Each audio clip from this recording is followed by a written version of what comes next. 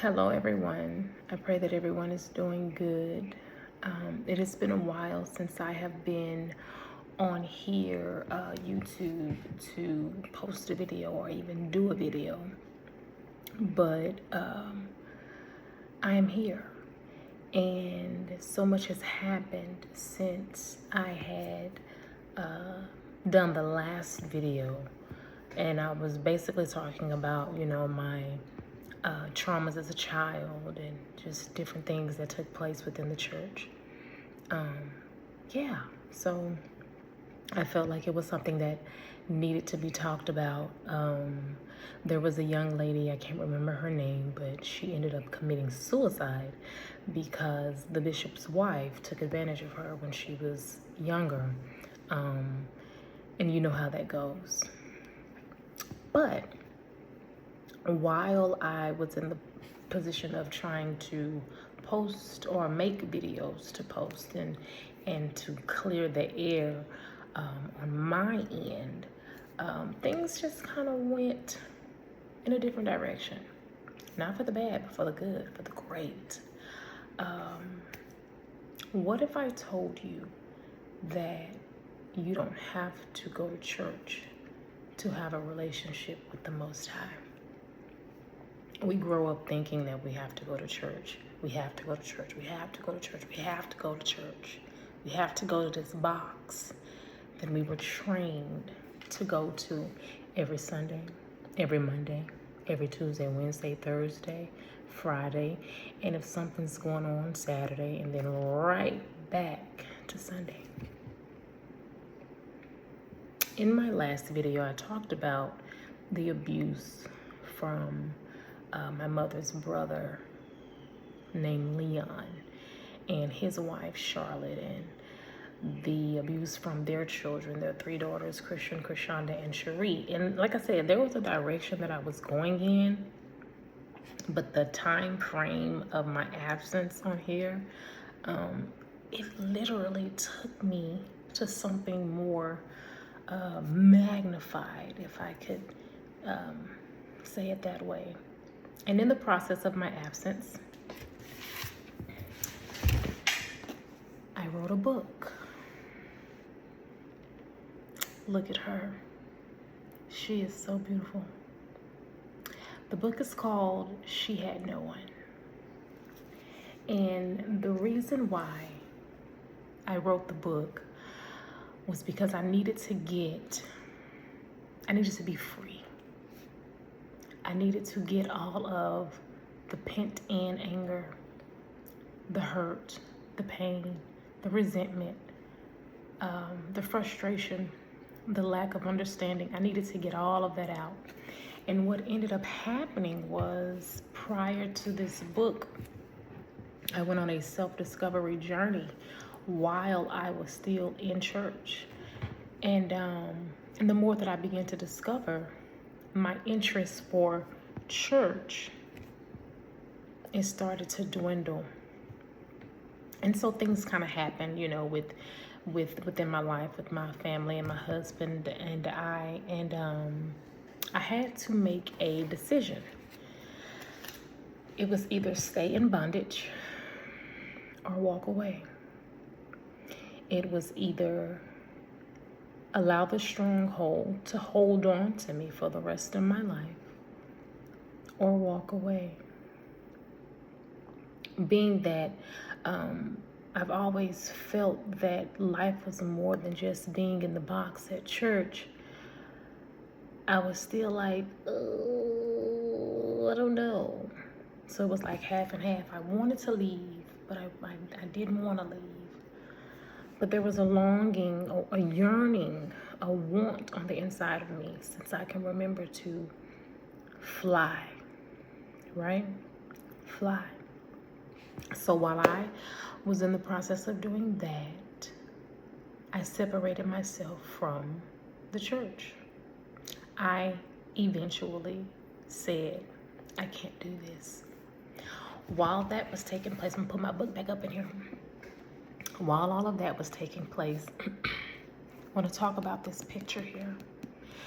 This picture, I asked my mom, could I could I get this picture? But being that this was the only one she had of me, she just took a picture of it and sent it to me. Cool beans. But I had to face this little girl. I had to go back. I had to go back and find her. I had to go back, and I mean go back. I had to go back and love on her. I had to go back and tell her that she was beautiful. I had to go back and tell her that she was great. Tell her that I'm proud of her. I had to go back and apologize to this little girl. And let me tell you why I chose this picture, right? I chose this picture because this little girl just knew she was ugly. She knew it. She just knew she was ugly. So ugly to the point to where she hated this picture. She didn't want anybody to see this picture because she was told, she was taught, she was trained to think that she was ugly. And there were many nights where I had to look at this picture and look at it and look at it and look at it and look at it and study, examine the eyes, the bag under the eyes, the eyebrows, the hair, the mouth, the teeth. Like, I had to study this girl. I had to look at her. Because even then, it was hard because there was still that pent up, oh, I was so ugly, that I was taught to think about myself. So I chose this picture because as time began to pass and I was on my healing journey, I started to look at her and see the beauty in her.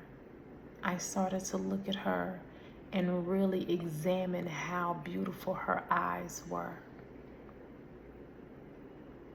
I had to look at her and say, you know what, her hair wasn't nappy. Look at that. That wasn't nappy. She didn't know what to do with it, nor her mama, but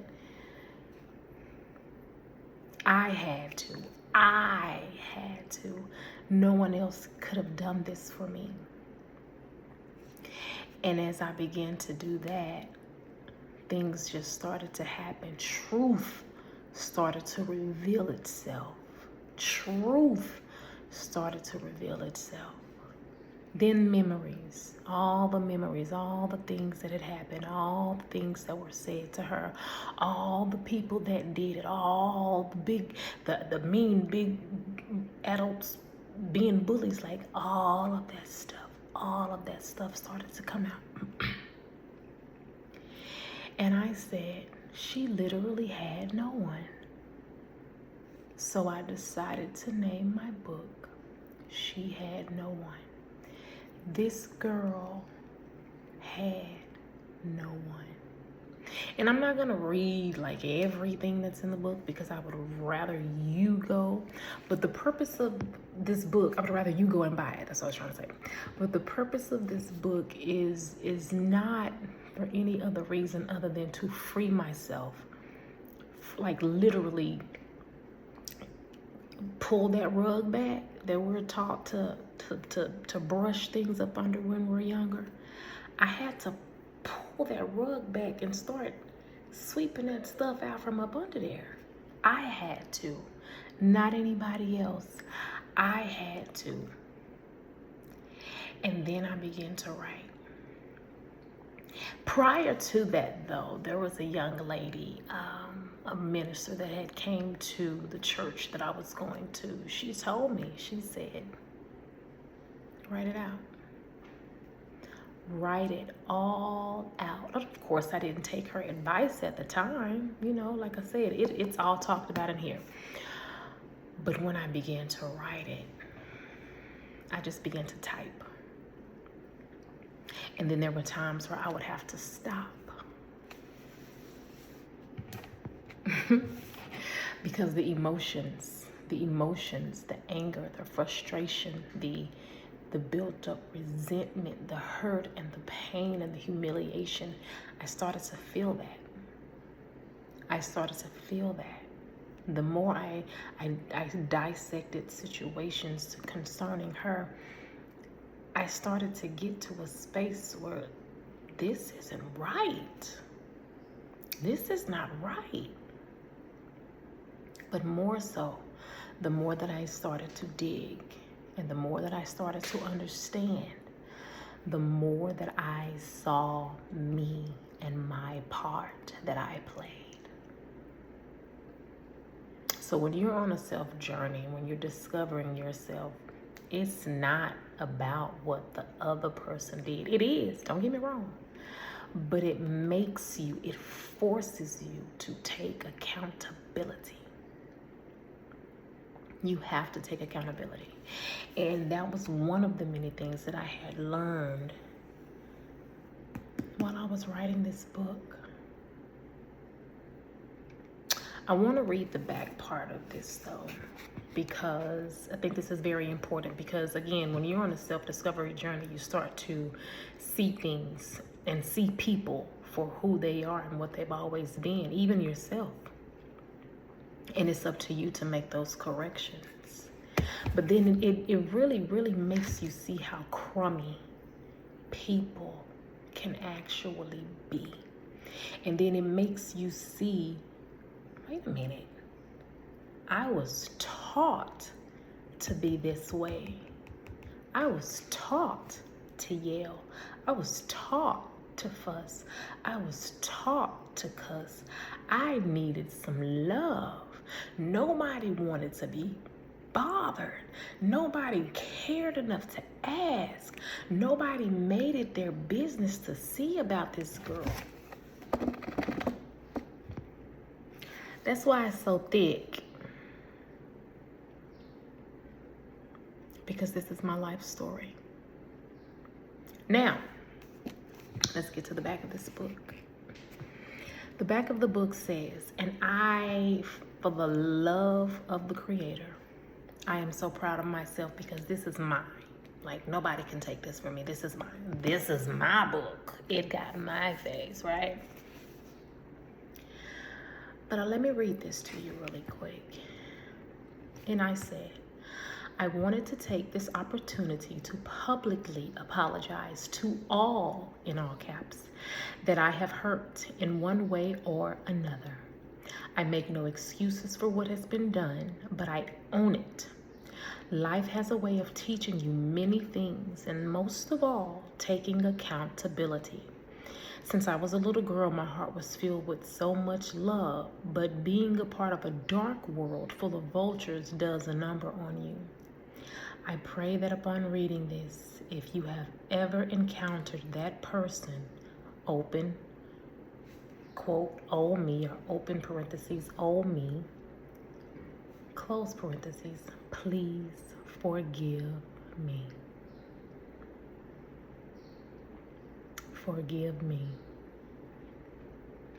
for the for the pain that I've caused, for causing hurt in areas to people, towards people, against people, about people. If you've ever encountered that person, excuse me, please forgive me. And I wanted to share this with you all because my life, the abuse, the pain, the manipulation, it all stemmed from church. Someone made a video years ago, a really, really good friend of mine named Omar Griffin. And he was always nice to me.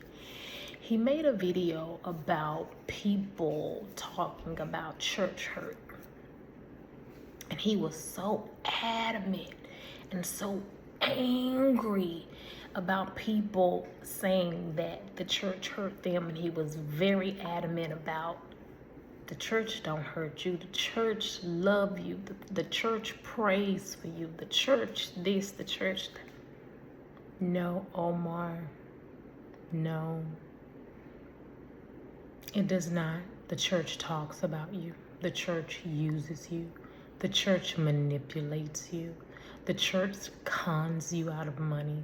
The church embarrasses you.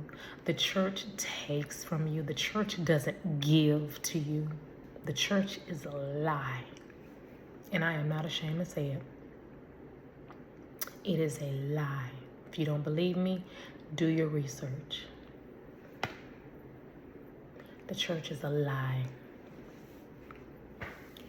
There is a lot that goes on in those buildings, behind those walls, that people will never know.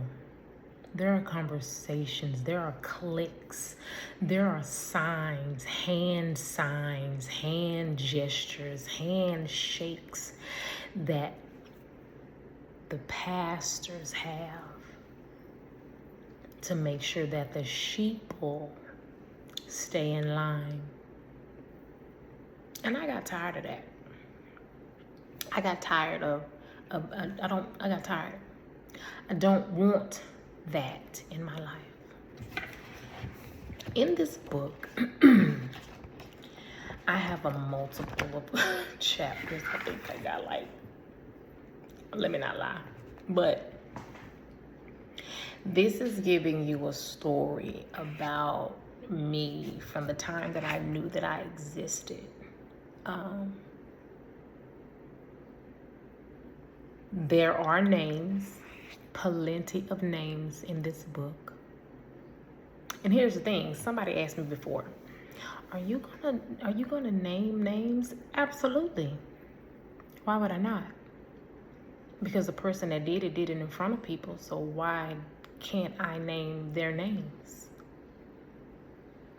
This is not about hurting anybody. This is about me relieving myself, freeing myself from all of this that had me bound, that had me manipulated, that had my mind just... Trauma does this to you. You can't sleep. You can't eat. You can't think. You're wondering why nobody loves you. You're wondering why nobody cares, why ain't nobody checking on you. You here for everybody else and no one is here for you, and you just did.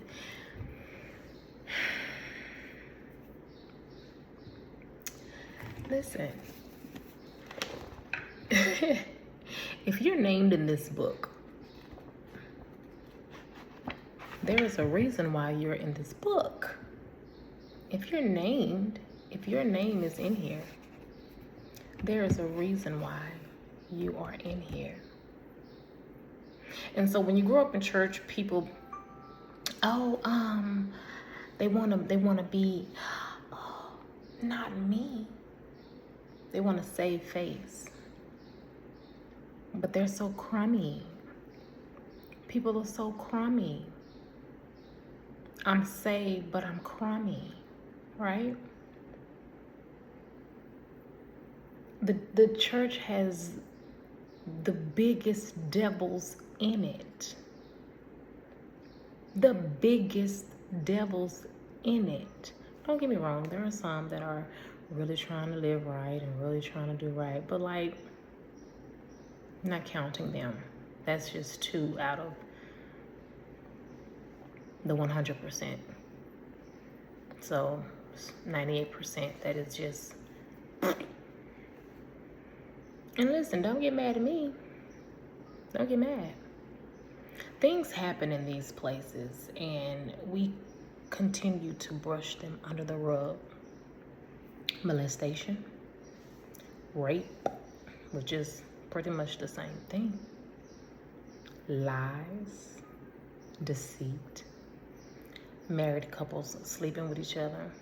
The pastor is a low down dirty dog who messes with little boys. It's not just the Catholics. It's not just the Catholic folk. It's in these churches, majority of us.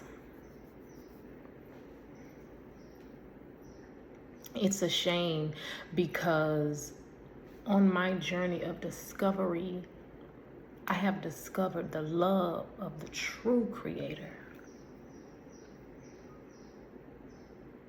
That's why I can see things the way that they are. I can definitely see things how they have always been. But everybody doing the same thing. Everybody running around doing the same thing. You got your clicks.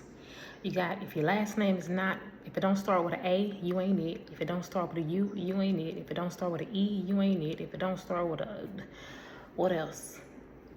So many. A Y. A S. Excuse me, I almost said it, but whatever. If your name, your last name didn't consist of those letters, you were no one. You were no one. But we're talking about Zion Apostolic Temple. Let's talk about Zion Apostolic Temple because that's where all of that pain came from. Zion Apostolic Temple. I remember when I first released this, I got my final copy and it had a couple of mistakes in it. So if you see a couple of mistakes, hey, this is my first book, but I guarantee you it gets better and better. I got a message on Instagram and Facebook from somebody that's in this book. And first of all, let me say this. When you're on a self-discovery journey and you have put in the work to make sure that you are mentally good, physically good, mentally okay, like emotionally grounded, when you know what it takes to get that shovel and dig deep into the core of you, the core of that thing that has always had you bound, you're not going to allow anyone to tell you anything unless they've done the work. And 10 out of 10, they have not done the work. The nerve of people, they will try to slight your progress in any way, shape, form, or fashion. You gain so many things while you're on a self-discovery journey. It builds courage, it builds humility, it builds accountability, it builds strength. You gain wisdom. And my grandmother was a wise woman. And I said, I don't understand why she, but I understand it now. Anyway, so when I posted this, a picture on Instagram, I think Instagram and Facebook, and I was excited about it. I'm still excited about it because this is my work. Keep watching. This is mine. But somebody sent me a message and said, in a very passive-aggressive way, I read your book. Very interesting read. Although my perspective is a little different than yours. But whatever I have done to hurt you, I apologize.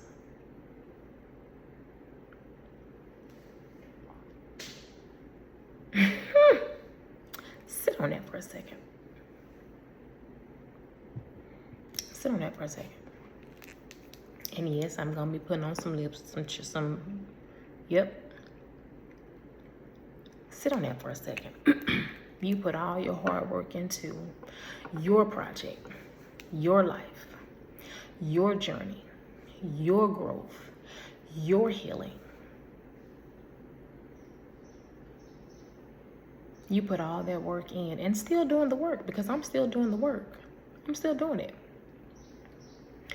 And somebody that contributed to all of the hurt and pain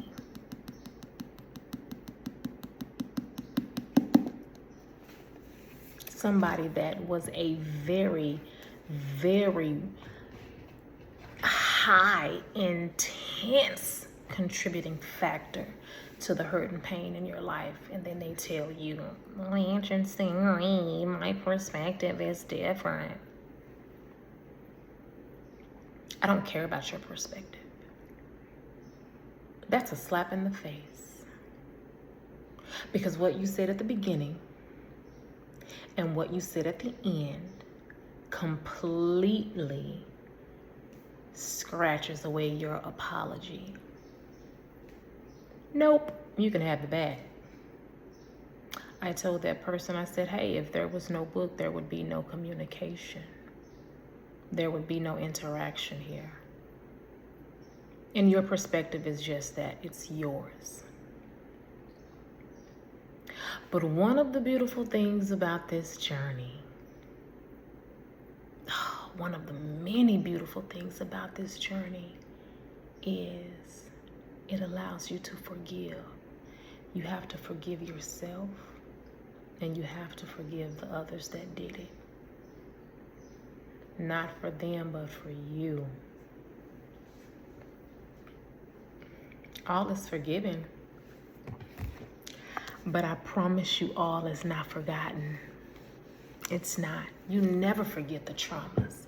You don't hold on to them, or you don't remember them in a victimized mind state, but you hold on to them and you remember them because it's literally your testimony, because you have to tell what you've gone through, and you have to tell people how you've come out of what you've gone through so that you can be a helper to your brother or your sister. That's what this journey is about. Not in its completeness, because it's so many things that comes with this journey. But this story needed to be told because it is so many of us that are dealing with so many things from our childhood. The lack of a father, and if he was there, he was no good. The lack of a mother, and if she was there, she was no good. Siblings that you look up to but don't know nothing, and you don't realize it until you get older that no one really knows anything. But you forgive all of that. You tell it, but you forgive it at the same time.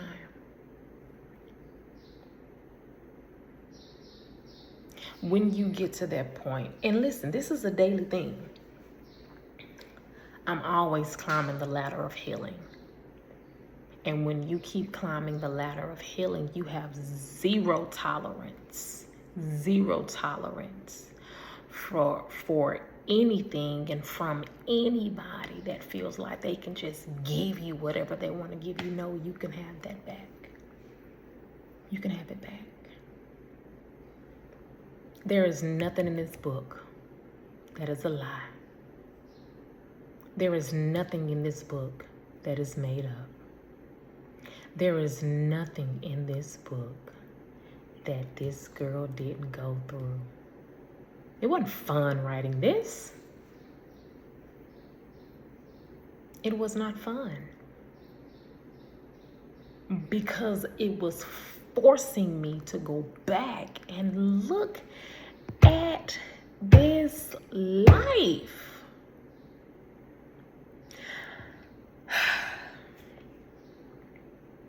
The lies about this girl was so bad. I'm gonna read you something.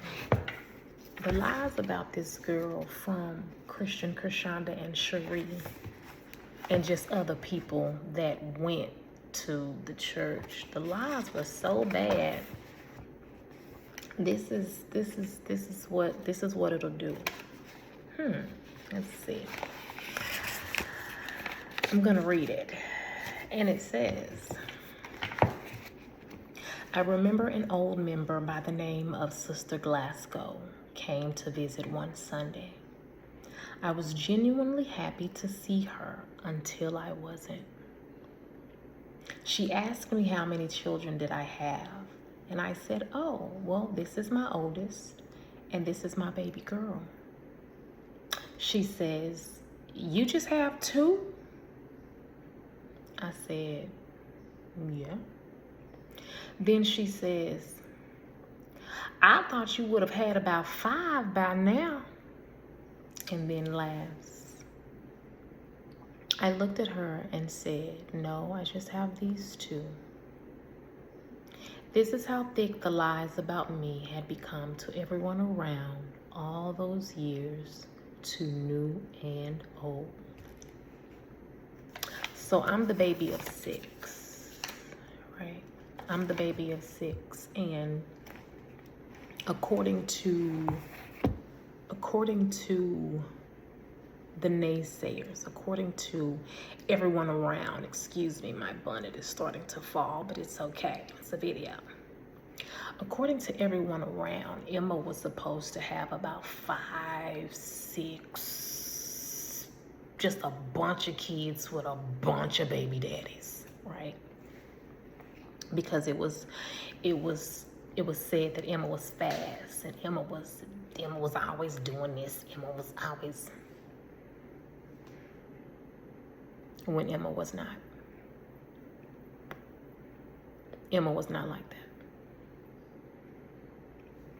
But when it's somebody else's child, it's all good. There is this thing called death and life in the tongue, right? And people don't understand that. They don't really understand that. And listen, I didn't understand it either. Before I came into the full understanding of it, I didn't understand it either, right? And I'll tell you why mine kind of transpired, but we'll get there. But when I was younger, I was slapped before I could even say anything. But when people speak death over you, and I'm not just talking about physical death, I'm talking about spiritual death, mental death, emotional death. You'll never be anything. You'll never have anything. You'll never be nothing. You leave the church, you won't be blessed. When you have people constantly popping off at you because of something that they're angry about in their life, they're speaking death over you, you hold on to that. You hold on to everything that is said to you, and it stunts your growth. It stunts your growth. Why would that woman think that I was supposed to have 5 kids? I never even wanted 2. I wanted 1 and 1 husband. That's it. I didn't want children like that. Excuse me. However, the lies were so thick in that environment from people who just hated this girl. They hated this girl. That's what church does to you. Then I received an email from Lulu Publishing Company, where I self-published my book. And they told me, "Hey, Miss Hawthorne Pointer, we received an email about defamation in your book."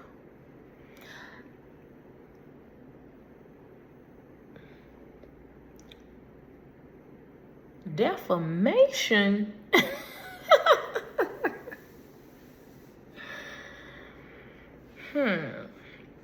So defamation, if you don't know, it means basically that you are ruining or trying to ruin someone's character. You're saying something about them that goes against who they are.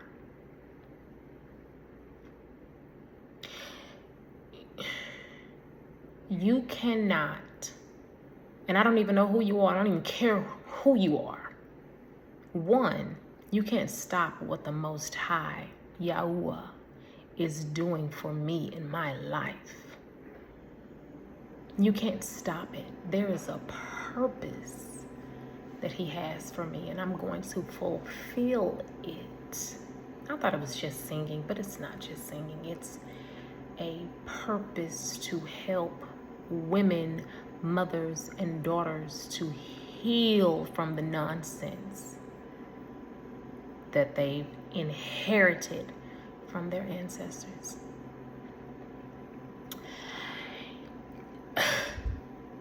Defamation, right? There's this thing that goes on in church. It says, oh, I got to keep my name clean. My hands are dirty, but I got to keep my name clean. You can't be a crummy person and not expect to ever clean up those crumbs.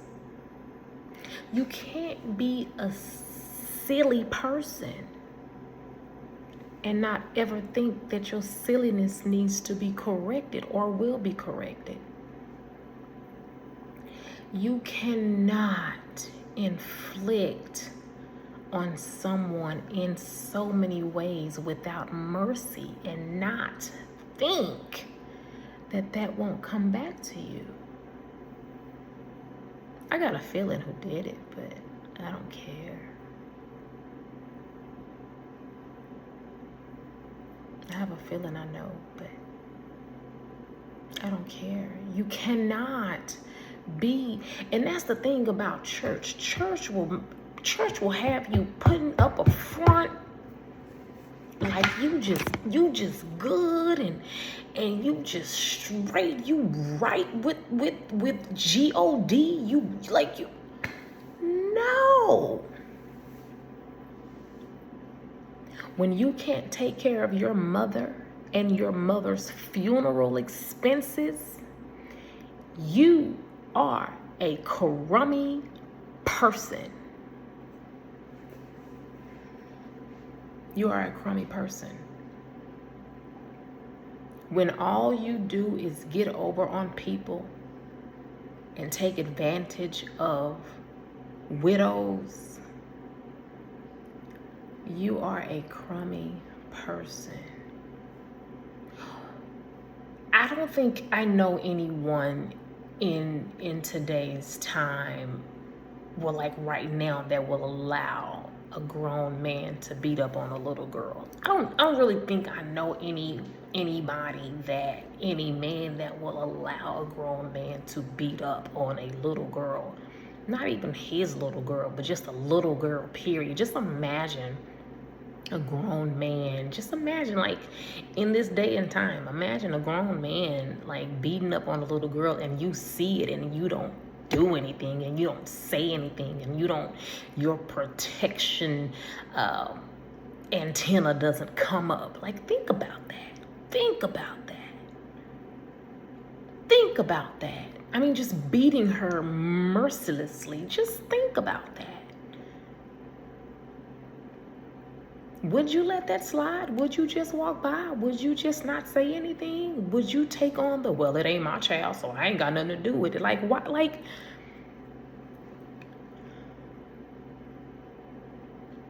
we have a problem. The church is a problem. And the people in there are perpetual problem makers. But it starts at the head. Remember how they used to say, from the pulpit to the door? It is a huge problem. I want to read you something else. And this time I'm coming from, my grandmother would be so proud of me because she used to say, read your Bible, pray, stay prayerful, read your Bible. And I read my Bible every day because I have the mental peace.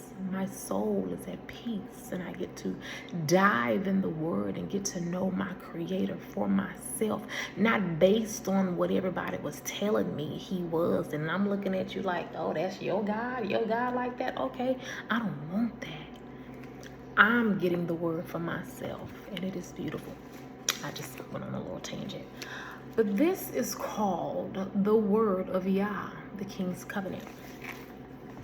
And a lot of people, if not everybody, don't even know about this book because you don't even know who you really are but keep listening. I wanted to read James. In your Bibles, it's James, but in my word, it's Yaakov. Yaakov.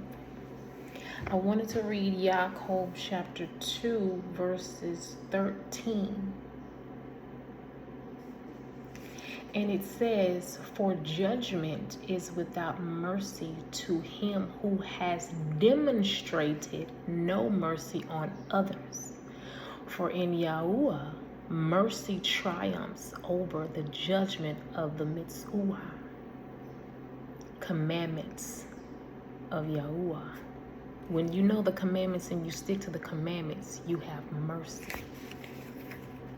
But that's another topic, because all y'all saved folks don't even want to hear nothing about that.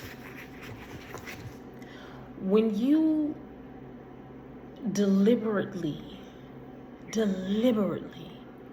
do what you do to people, you have to understand that it will come back to you.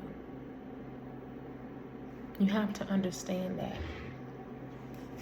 So, the pain that was inflicted on that girl without mercy is what created her to be the person that everybody knows or knew her to be, and just thought she was just loud and just mean and just oh, you talk too much, and oh, you this, oh, you that, oh, it's just like nobody had it for that girl.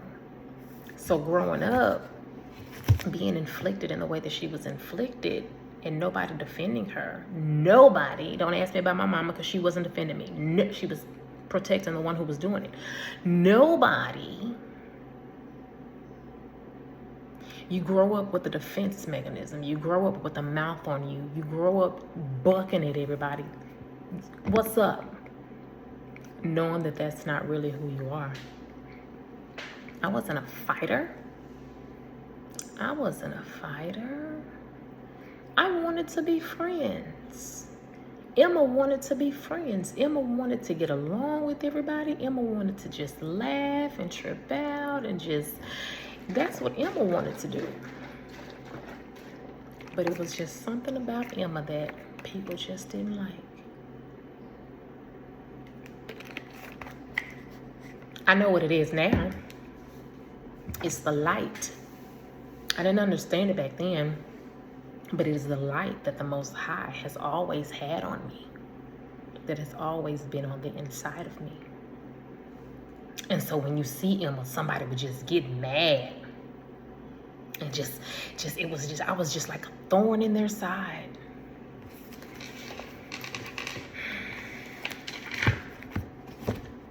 Defamation. That's like, oh my God, I can come up with so many examples. That's like the man telling the girl that he just raped. Shh, don't you tell nobody. Don't you tell nobody. I got a reputation to keep. Shh. That is a slap in the face. Why, like, what are we doing? Why? You have to make these things make sense. This book, let's be clear, this book is not to hurt anyone. This book was not written to embarrass anyone. This book was not a get back book because you did this, that, and the third. Again, this book was to set me free and to be the light, the testimony to other women who dealt with things like this, who are still dealing with things like this and don't know how to speak on it. Ain't nobody gonna speak on what's going on with them in the past and how they getting used and abused, and ain't nobody gonna do that. We are not going to confront the things that we are afraid to confront because we are taught, oh, you better not, don't put your mouth on a man of God. Don't put your mouth. No. Nobody is going to tell what they've gone through in their junior high years. Nobody is going to talk about the embarrassment and the humiliation that has happened to them when they grew up. Because everybody's trying to be perfect. Everybody's trying to save face, and everybody's pretending to be something that they are not. And when they lay down at night, they are losing their mind, but only to wake up in the morning and put makeup on to pretend that you are all good. We gotta stop that. We are not good. We are not good. Ladies, we are not good. I can't speak for the fellas. My husband is gonna do that. But we are not good. We are lost. We are rebellious. We are selfish. We are nasty. We are cruel. We are sneaky. We are deceitful. We are manipulative. We are cantankerous. We are covetousness. We are jealous. We are envy. I need y'all to go back and read them commandments and ask the Creator to open up your understanding. Because when you find out who you really are, and you discover the inheritance that your ancestors left you, you would run to a field, to a closet, somewhere, and cry out and ask the Creator of this world, this wicked world, to forgive you for all of your sins. But they're not going to teach you that in church because they want your money. They want your money. So they're not going to say, nope. They'll tell you the law is done away with. And we just go on. We take the word of man. And our ancestors did it too. Take the word of man and put it before the Most High when his word reigns supreme. Anybody saved in church? Very few maybe. But anybody saved in church? What kind of car you drive? Who you married to? What you got on your left finger? Everybody is fronting. Everybody is fronting. I remember Emma had a friend or an associate, let's say associate, because Emma really thought she had some friends, but she didn't. Emma thought this girl was really top notch. Emma thought this girl just had it made. Her family was just A1, and she just thought she was, I wanna be like you. I wanna, what you doing? Because I'm trying to get on my feet and different things like that. She was only to find out that her mom and daddy used her credit to get a big house. And you walking around here like you don't stink, like you just, we don't have it. We don't have it. We don't have it. We don't have it. When I say we don't have it, we don't have it. There is a chapter in here that I wanted to address as well. Just a couple of chapters that I want to address, and I don't plan on being on here any longer, but I have to address some of these things. There's a chapter in here that talks about my baby daddy. So listen, ladies. We are the cause as to why these men just don't want to deal with the child, because they have to deal with the mother. That was one of the beautiful things that I was able to discover on my self-healing journey, is that I didn't make that man, Emma didn't make that man's life easy to come into his daughter's life and be who she needed. She needed, not me, who she needed him to be. I didn't make it easy. Now, his overall decision was on him, but I didn't make that easy. Ladies, we are nasty. We are nasty, we are cruel, we are ugly, we are selfish, we are loud. We are bold when we need to be silent. We are loud when we just... I remember one time I said to my sister's husband, I said, I want to be like my grandmother. I want to be meek. I just want to be meek. He says, but Emma, that's not who you are. And at the time, he was right. Back then, I wasn't. Emma was not. Emma was not. But to tell me that that's not who I am? But when you get in this word and you get your connection back with the Most High, not through man, not through these little mini men, but when you get your connection with the Most High intact, yourself and for you, you'll realize that we women are supposed to be meek and silent, nurturers with our words. But that's a whole different topic. But I had to go back and reach out to this young man and his mother and his grandmother and apologize for my part. I had to go back to my daughter and apologize for my part. I had to. This journey that people are scared to embark upon, the true journey, because when you really have a desire to know who you are, like I did, you'll discover so many beautiful and ugly things. But ultimately, you'll discover truly who you were created to be, how you were created to be. And you will understand whose you are. Everybody walking around, I know me, I know who I am. I know who I am. No, you don't. You don't. Because I didn't. We just out here just doing what our ancestors did. Just...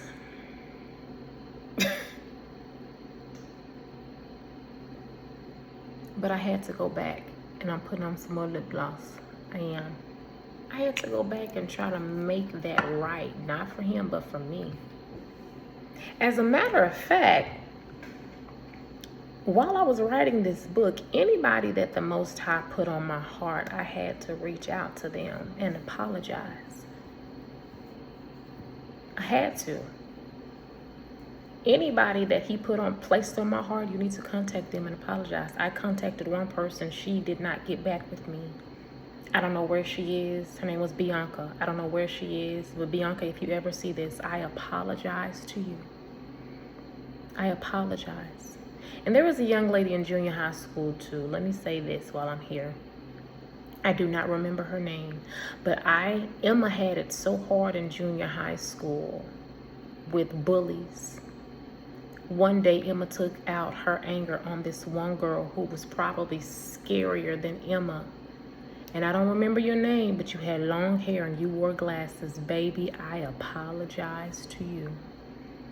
I apologize because I was wrong. Emma was wrong.